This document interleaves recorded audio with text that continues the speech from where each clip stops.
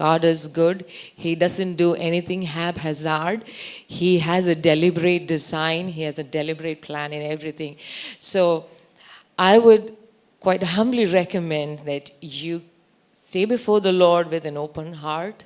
Say, Lord, whatever you want to show me today, show me that. Whatever you want me to remind me today, remind me. I want to be up to date with you. You know, we have all these apps, our phones, everything is updating all the time, right? So, but fundamentally, we need to update with God every single day, all the time. There has to be a continual updating that should go on. So let us trust the Lord that He will do for us whatever He has designed, whatever He has desired in all His goodness and His mercy. And every time I hear the song, Holy Forever, this is one thing that the Holy Spirit reminds me. When we say, Lord, you are holy, what do we mean? What do we mean when we say, Lord, you are holy? What do we mean when we say, holy, holy, holy, holy forever? Are we just acknowledging that He is perfect? Are we just acknowledging that He has no flaws? Or are we saying, Lord, I look at you and by your grace, I see perfection in you. And there is no one else in this world who I want to be like. I just want to be like you. That is what it means. You look at God. When you turn to God, the veil is removed. When we turn to Christ, the veil is removed. And we behold Him. What is the veil? Veil is our flawed understanding. The understanding with which we are born. The understanding that we develop over the years from our life, from what we see, what we hear. Our understanding that is not from God. That is the veil. Our own understanding blocks God's glory. Do you believe that? That's why in Proverbs, the Holy Spirit tells us, do not lean on your own understanding. Trust in the Lord with all your heart. Everything that the devil tells us appeals to our logic, appeals to our reasoning, right? Is that true? The devil told Eve, look, it's so beautiful. That fruit is so beautiful. It's good to see and it's good to eat. And it appealed to her understanding and to her logic. And what God says does not appeal to our logic, does not appeal to our understanding. We have to believe what God says like a child. That's what it means when the Word of God says, do not trust in your own understanding. Sometimes I tell my sons, whatever you learned at the university, use it to get a job and make a livelihood. But if you apply it to your practical life, you're going against God. You have to believe what the Word of God says, not what your university told you, not what your experience told you. If you are to see the kingdom of God in your life, because the Word of God says that unless you repent and become like little children, what does it say? Unless you, what does it say? Unless you repent and become like little children. Can somebody say loudly? You will not enter the kingdom of God. What does that mean? If we do not repent and become like little children and deliberately decide to believe what the Word of God says, we will not experience His dominion in our life. Only if we pay attention to God, believe what He says, agree with Him, we will experience His dominion in our life.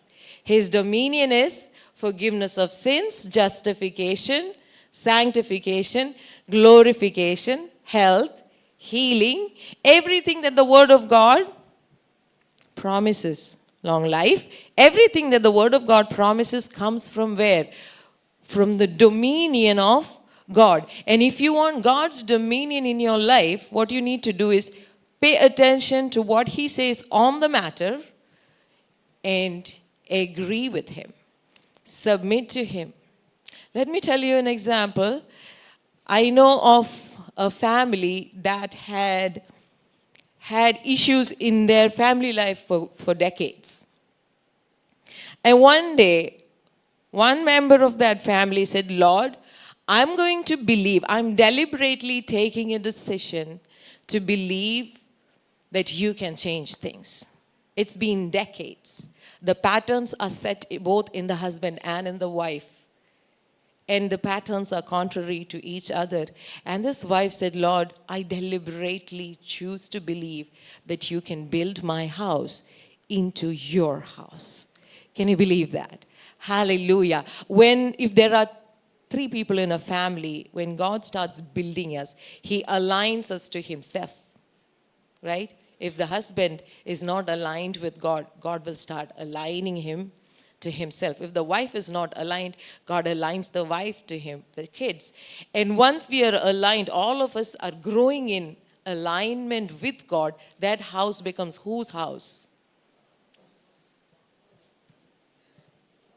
God's house, because He gets to decide who thinks what about everything. God tells us what to think about everything, how to deal with everything, how to speak to people. So what I'm saying today, this is what the Holy Spirit wants you to know today, that there is hope.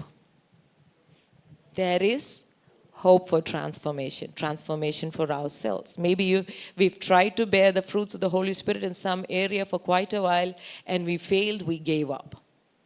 And we are like, who bears all the fruits of the Holy Spirit all the time? I can't do it. We give up. But today the Holy Spirit is saying, don't give up. Trust in the Lord. He can transform us. He can transform our family members. He can transform our church members. So most of the time, if we are focused on the Holy Spirit, we will be more impressed with the transforming power of God than the depravity of the human mind. We will be more impressed with the transforming power of Christ than with the depravity, or what in Malayalam we say balahinada, right? We call weaknesses or deviations from the standards of God. Adinekattalum, if we are more impressed with what is going wrong around us, that means we are not focused. But we have to be, by the grace of God, focused on what God can do for us. Okay, that's good. Hebrews chapter 10, verse 19.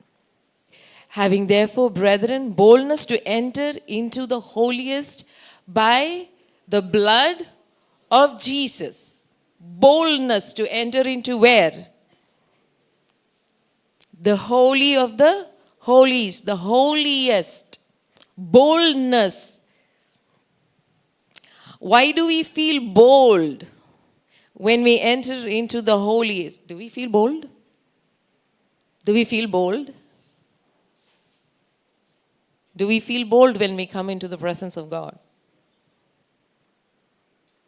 If we come in our own merit, we are not going to feel bold. We'll either feel proud or we'll have an inferiority complex. But to feel the boldness, we have to come relying on what?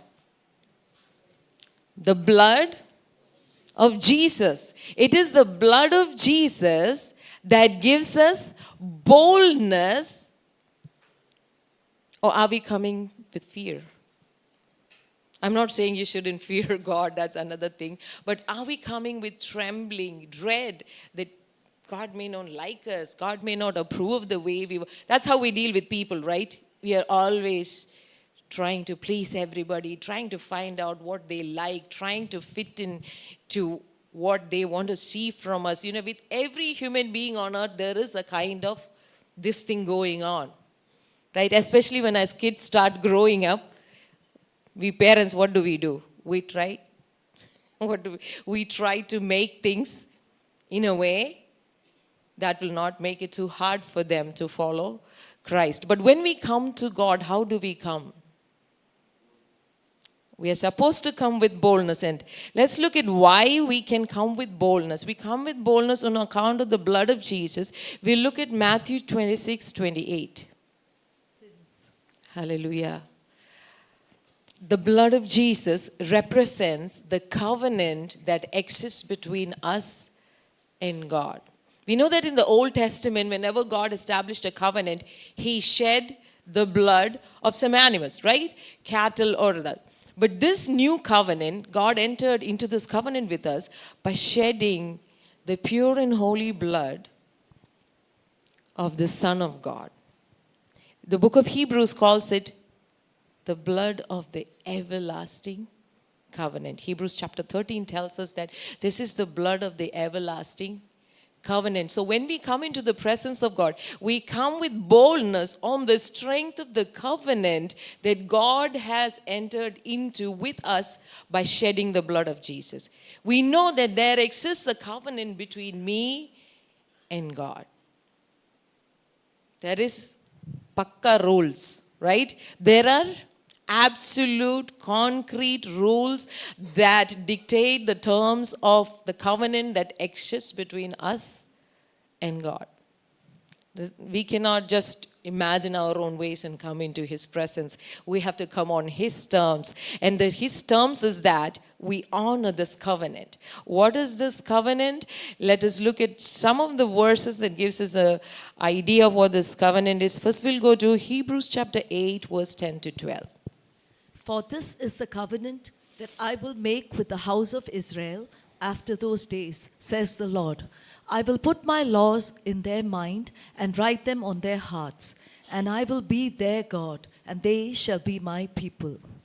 None of them shall teach his neighbor and none his brother, saying, Know the Lord, for all shall know me, from the least of them to the greatest of them. For I will be merciful to their unrighteousness, and their sins and their lawless deeds I will remember no more.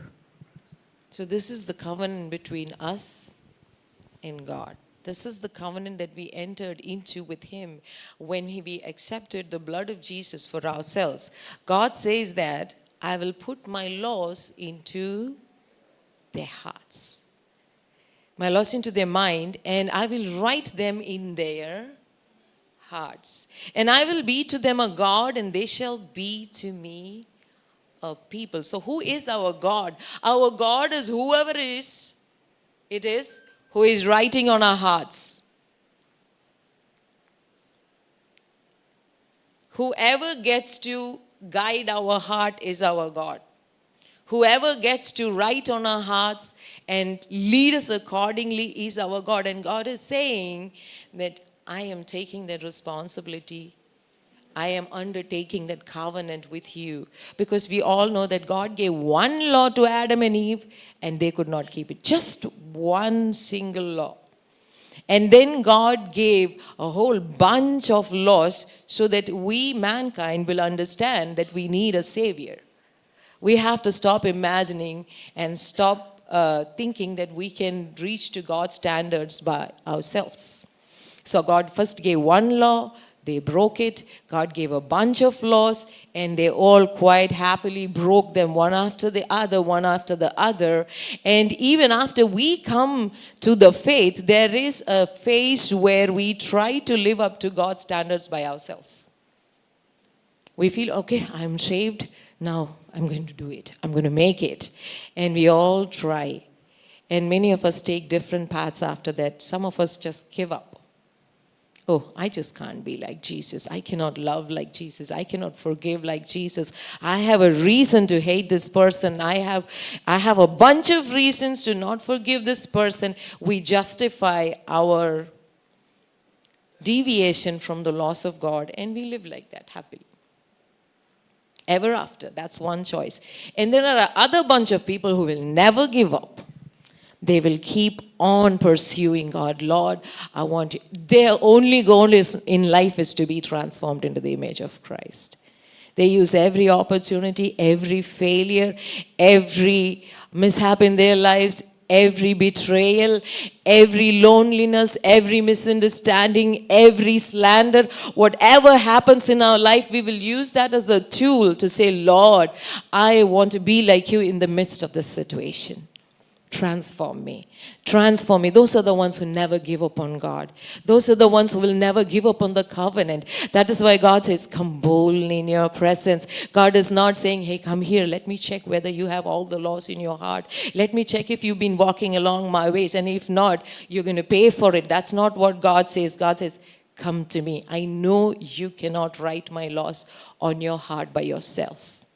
You need me. Jesus said, you cannot do anything by yourself, right? Jesus said, receive my word. What does that mean? He was saying, allow me to write my laws on your heart.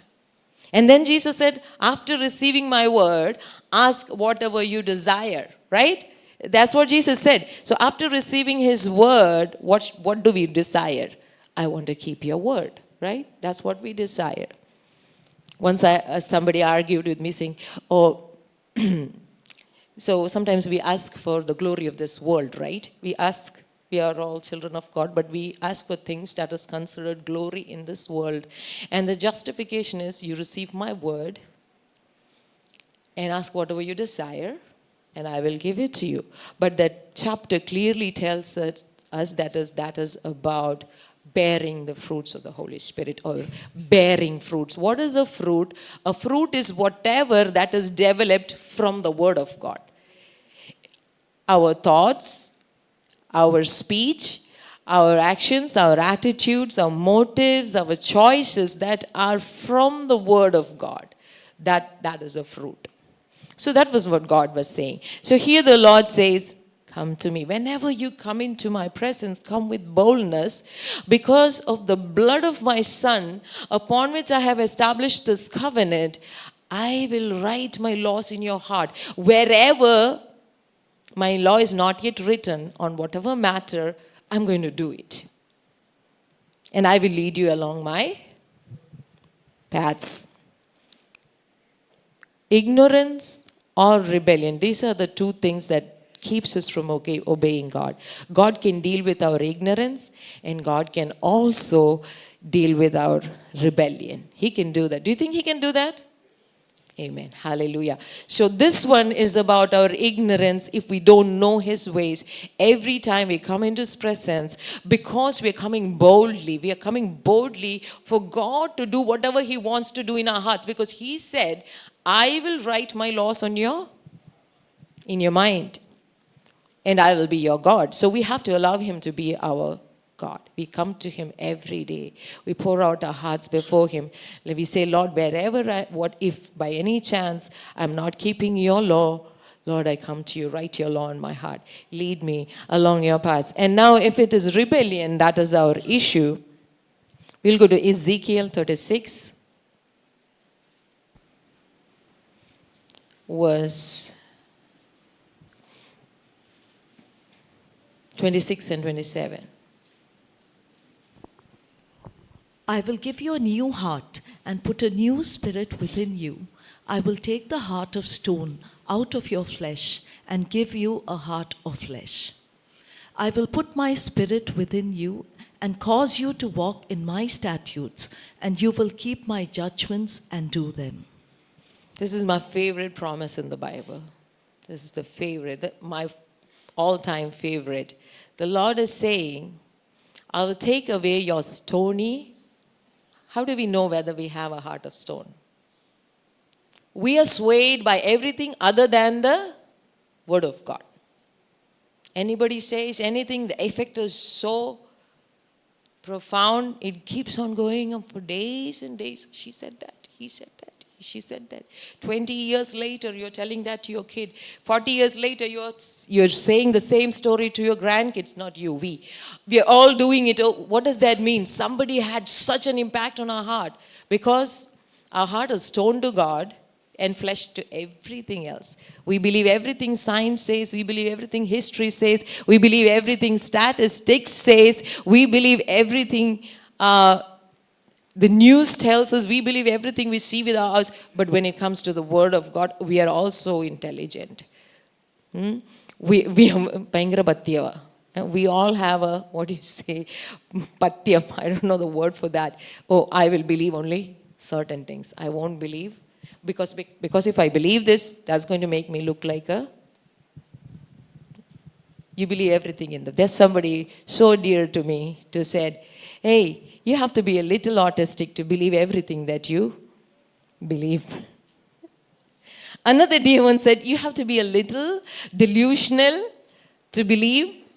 That's what it looks like to the human brain, to the default understanding. When you believe the word of God, we look like we are either autistic or delusional. Can you run that risk? Can you run? If you run that risk, God is going to come and prove in our lives and through us that He backs His word.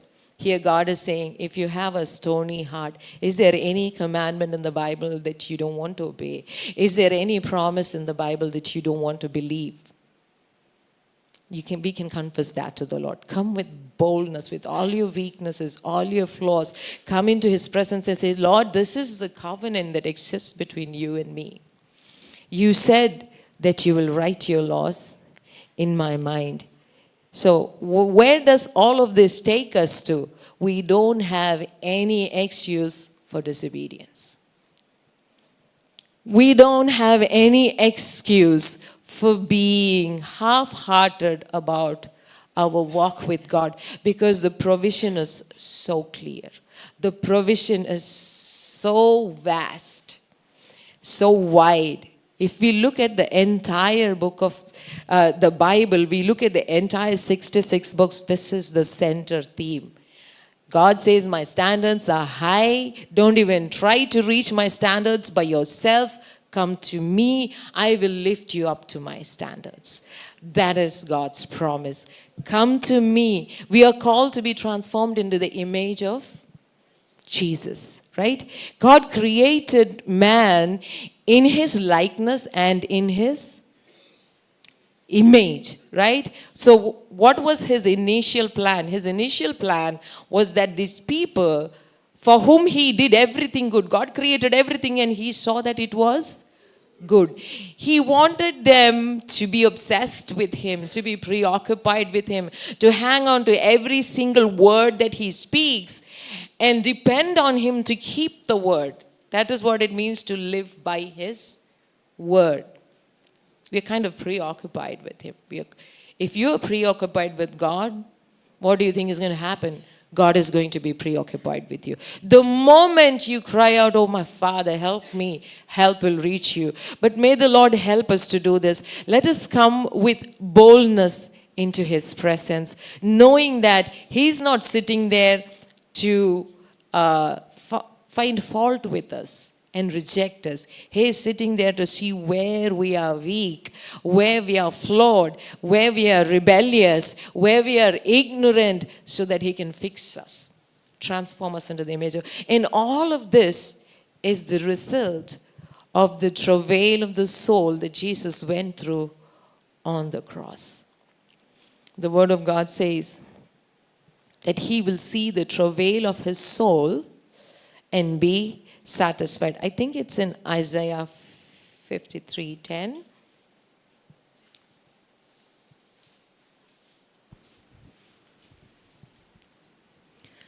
Okay, 53:11. He shall see of the travail of His soul and shall be satisfied. A more literal translation says, He shall see the fruit of His labor and be satisfied. The fruit of. So Jesus travailed on the soul, on the cross. His soul went through unimaginable agony that all eternity is not enough to know what He went through on that cross. And our transformation, our salvation, our transformation is the fruit of His travail on the soul. And we owe it to Him. We owe it to Him that we receive from His travail on the soul. Lord, because You suffered on the cross, because You took what I deserved, now I believe that I can be a partaker of who you are. We are called to partake in his nature.